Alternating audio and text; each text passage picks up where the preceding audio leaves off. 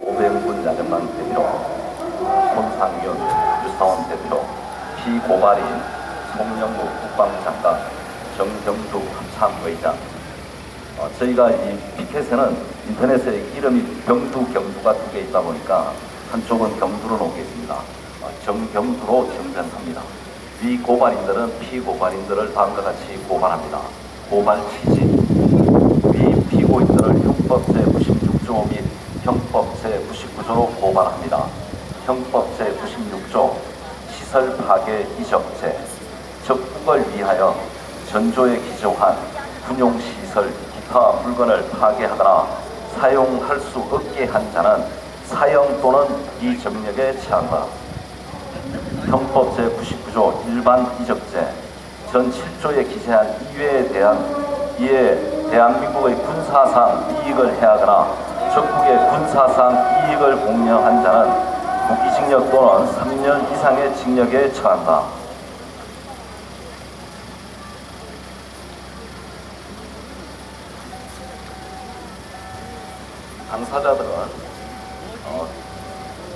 당사자들 피고발인 송영무는 2017년 7월 13일부터 현재까지 제45대 국방부 장관직을 수행하고 있는 인물이고, 정경주는 2017년 8월부터 현재까지 제40대 합동참모의장직에 있으며 차기 국방장관으로 예정되어 있는 인물로, 이들은 국민의 세금으로 노를 받으면서 국방을 총책임지고 있는 공적 존재들입니다.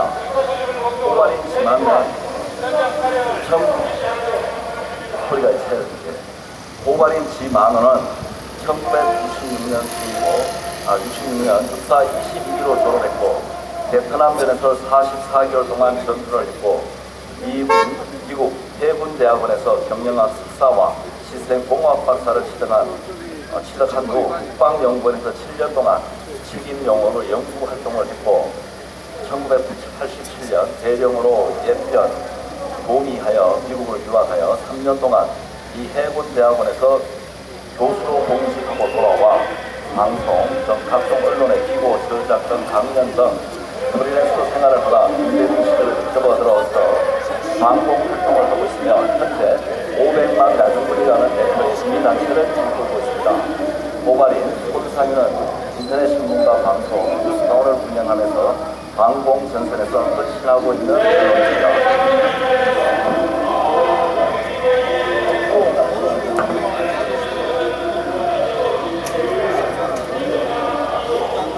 이거 지금 급성 노조면 좌파 노조인데, 이게 집회가 도봉 검찰청 100m 이상 올 수 없는데 이런 얘기를 하는 게 저희 기자회견을 고발하기 위해서 합니다. 이거 지금 기자회견을 방해하기 위해서 이렇게 하고 있는 것 같습니다. 자, 저기 경찰분들은 집회 지금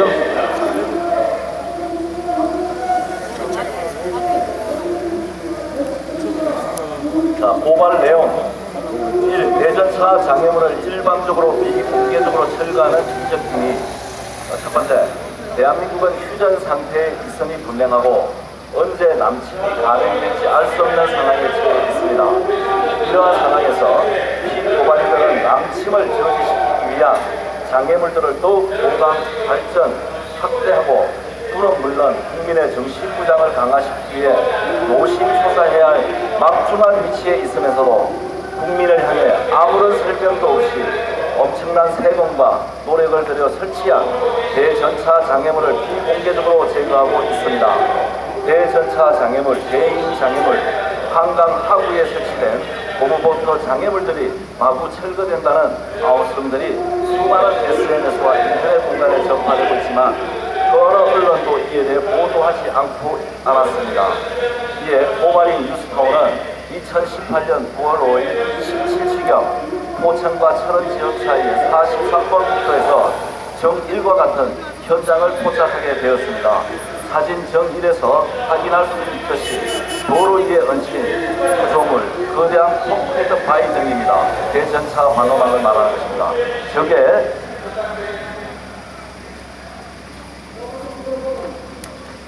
탱크가 파죽지세로 몰려올 경우 폭파하여 길을 막기 위한 전방 곳곳에 많은 예산을 들여 설치한 전투시설입니다. 이는 국민을 적으로부터 보호하기 위하여 국민의 세금을 가지고 설치한 귀중하고 값비싼 군사안보시설입니다. 정1의 1쪽에서 공사명 국도 43호선 군 방호벽 철거 공사라는 작은 현수막이 걸려있고 이쪽에는 기중기가 와 있습니다. 거대한 철근 콘크리트 바위를 조각내서 하나씩 기중기로 제거하는 작업은 공사기간이 4개월씩이나 잡혀질 정도로 대단한 양입니다. 많은 국민 세금을 들여 설치했고 상황이 변한 것이 없는데 왜 이렇게 또 다른 국민 세금을 마구 퍼부으면서 남쪽 벽 방어막을 나 홀로 허물고 있는 것인지 그 의도가 심히 불량하고 심히 불안합니다. 국민 제1의 가치는 국가 안보입니다. 이 공사는 국가 안보를 매우 위태롭게 하는 이적 목적의 군사시설 파괴 행위입니다. 국가 안보를 허무는 군사시설 파괴 행위는 그 어떤 변명으로도 정당화할 수 없을 것입니다. 이 정의의 2018년 4월 17일자 수도권 사고 유발 경기 북부 대전차 방호시설 사라진다라는 제하의 SBS 리포터입니다. 경기 북부 지역 곳곳에 있는 대전차 방호벽을 철거 작업이 속도를 내고 있습니다. 의정부 지부 서상규 기자입니다. 기자, 전차나 탱커 진입을 차단하기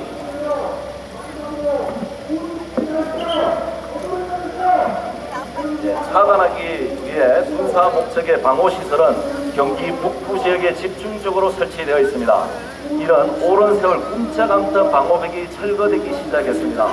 경기도 후리에서 포천으로 연결되는 47번 국도의 한 방호시설입니다. 4차선으로 도로 북부의 길에 경사가 심해서 운전자는 항상 긴장해야 한다. 47번 국도에만 이 같은 방호시설이 5개나 있습니다. 경기도에는 이 같은 방호시설이 160여 곳에 이르는 것으로 파악됩니다. 이런 방호시설이 철거 작업이 급물살을 타고 있습니다. 오늘 오후 2시에 연천군에 있는 대규모 방호시설 한 곳이 폭파 철거되었습니다.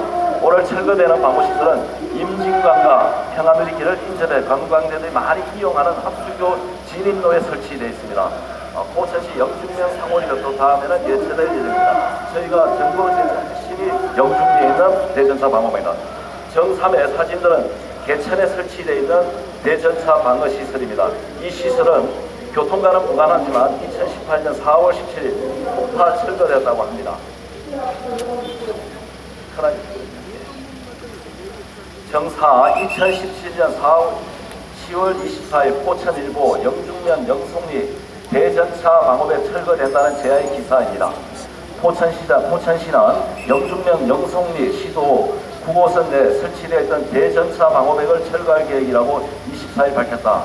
영송리 방호벽은 군이 1950년대 비상시 적의 전차 진입을 차단하기 위해 설치하였으나 도로폭 문제로 구간이 설치되어 있어서 교통사고 발생 등 보행자 운전 안전을 위한 도로변 미관을 저해한다는 이유로 방호벽 철거는 7월 20일 2017년 상반기 경기도 제3야전군 사령부 협의하에 안건으로 이건 뭡니까? 문재인 주사파 정부가 도로에서부터 시작됐다는 겁니다. 안건으로 상정된 후 주민 및 운전자 보호를 위해 방호벽 철거에 대한 기본적 합의가 이루어진 후 급물살을 타게 되었다. 이후 포천시와 방호벽 관할 부대의 8사단 및 75사단의 방호벽 철거를 위한 실무 협의가 진행되어 60여 년 동안 우리의 국가 안보를 지켜오던 대전차 방어벽이 철거가 합의되었다는 보도입니다. 이는 물리적으로 전력을 쇠퇴시키는 이적 행위인과 동시에 더 나아가 국민, 군인 모두의 안보 경각심을 해이하게 만드는 악성의 반역 행위입니다. 아울러 국민을 불안하게 떨게 하는 해악의 고지 행위가 아닐 수 없습니다. 형법 제96조의 전형적인 대상이 아닐 수 없습니다. 2. 적의 침략을 조기에 경고하고 공격 속도를 최대한 지연시키기 위한 목적으로 DMZ에 설치한 GP 초설들을 일방적으로 철수시키는 이적행위. 피고발인들은 국민에 대해 아무런 설명 없이 몰래 일방적으로 최전선에서 조기 경보를 담당하고 있는 전초기지인 GP를 일방적으로 철수시켜 적을 이롭게 하려다 들통이 나자 국민이 아무런 설명 없이 직권을 남용하여 철거를 감행한다고 합니다. 북해군 지피는 160개, 지피 병력만 1만여 명인데 반해 남한의 지피는 불과 60개, 절대적으로 상대적으로 약세를 면치 못하고 있는 것이 현실입니다. 피교발인들은 이를 가슴 아프게 생각하고 다른 수단으로는 보강시키기는 노력해야 함에도 불구하고 그렇게 하기는커녕 나흘로 치열수를 강행하여 조기 경보 능력을 소멸시키고 유사시 적의 공격 속도를 지연시키지 못하게 함으로써 전방사단들이 손조차 쓰지 못한 채 체포당하는 상황을 만들어주어야 합니다. 2018년 7월 24일자 아시아경제신문은 지피 주둔지 철수 본지 단독 사실로 보도를 하고 있습니다. 보도 내용은 국방부가 비무장지대 내 DMZ, 그 다음에 지피, 감시 초선을 말합니다. 병력과 장비를 시범적으로 철수하는 방안을 추진한 것으로 확인했다. 그동안 국방부는 지피 등에 위치한 98개의 주둔지 철수 방안을 검토 7월 6일자 보도한 보도 이후 사실을 인정해 오다가 국회 국방위 현안 보고 자료를 통해 확인됐다. 국방부는 24일 국회 국방위 현안 보고 자료를 통해 남북 정상회담의 판문점 선언 이행을 위한 실질적인 조치로 비무장지대 DMZ 내 지피 감시 초소를 병력과 장비를 시범적으로 철수하는 방안을 추진적으로 밝혔다. 하지만 지역휘동에 설치한 98개 주둔지 철수 방안을 검토하면서 우리의 목소리도 높아지고 있다.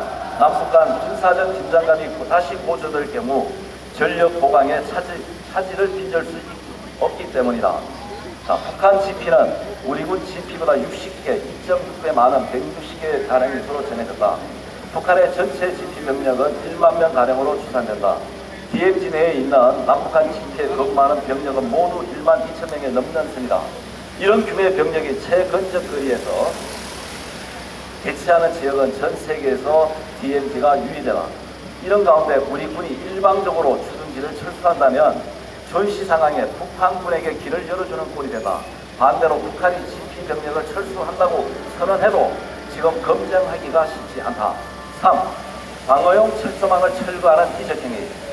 정육의 2018년 7월 25일자 한강하구 고양간 철책 8.4km 내년 6월까지 철거라는 제하의 기사입니다. 경기도 고양시 구간에 설치된 군부대 2중 철책 중 1차 철책이 내년 6월까지 철거된다. 고양시 관계자는 김포대교 일산대교 사이 8.4km 구간의 철책 제거에 대해 군부대와 합의가 완료되어 있는 10월부터 내년 6월까지 자유로 된 1차 철책을 제거할 예정이라고 25일 밝혔다. 이에 2차 철책은 철책 윗부분 Y자 철책만 제거할 것이라고 말했다. 이를 위해 군부대는 이달 말까지 경계 병력을 철수할 방침이다. 이런 아무런 대책 없이 1970년대 간첩들이 가장 많이 이용했던 한강 하구와 고양 사이의 최우선 경계 지역에 많은 예산과 노력을 들여 설치했던 다중 철조망을 아무런 대책도 없이 적이 하나도 변하지 않는 상태에서 일방적으로 철거하고 있는 것입니다. 도저히 있을 수 없는 이적행위가 아닐 수 없습니다. 같은 일자 연합뉴스 보도도 같은 취지의 보도를 하였습니다. 자, 네 번째, 병영 생활의 핵심인 내무 생활을 제거하는 이적행위입니다. 정팔에 2018년 8월 19일자 조선일보 기사입니다. 병사 병행 외출, 평일 외출, 13개 부대에서 시범 운용, 내년부터 적된 시행 검토라는 제하의 기사는 아래와 같습니다. 국방부 관계자는 19일 내년부터 전맹 시행을 검토 중인 부대 밖 외출 제도를 장단점을 평가하기 위해 육해 공군 해병대 13개 부대에서 외출 제도를 시범 도입하기로 밝혔다. 이에 따라 시범 부대를 지정된 육군 3사단, 7사단, 12사단, 21사단, 32사단과 해군 1함대, 연평부대 90대대, 공군 1전투비행단 등은 20일부터 10월 30일까지 평일과 오후 외출 제도가 운영되다. 북한 병사들은 10년씩이나 병력을 하고 한국군 병사는 겨우 18개월 동안 병력하여 그 숙달도 면에서 절대적으로 열세합니다. 우선수를 써서던 병사들의 정신전력과 숙달도를 향상시키고 병력 문화를 발전시켜 전술 개발과 다양한 전투 상황의 상상에 내게 하고 각 상황에 처할 수 있게 병사 스스로 생존할 수 있는 자생 능력을 길러주기 위해 노심초사해야 할 위치에 있는 자들이 바로 리피고발인들입니다. 그런데 이 자들은 오히려 그 반대로 병사들의 규율과 전우회를 형성할 수 있는 유일한 수단이 내무반 생활을 자체 말살하고 전우회와 단결력을 기르도록 정통화되어 있는 병영 시스템을 파괴하고 있습니다. 병사들은 오후 6시부터 10시까지 외출하게 하여 전화로 군사 기밀을 통신할 수 있도록 조장하고 군 기율 형성의 절대적인 내부 생활을 자체적으로 사실상 파괴함으로써 적을 이롭게 하고 있습니다. 이는 절대적으로 가벼운 문제가 아닙니다. 주한미군은 24시간 전투 준비 태세를 유지하고 북한군 역시 그러한데 유독 한국군 병사들의 전력과 규율만 약한 내지 해체시키고 있습니다. 규율 없는 군대는 오합지졸입니다. 이 점을 연결하여 살펴주시기 바랍니다. 제5항 지적됩니다. 군의 수장들이 일심영달을 위해 정치 집단과 공동한 지적 행위에 대하여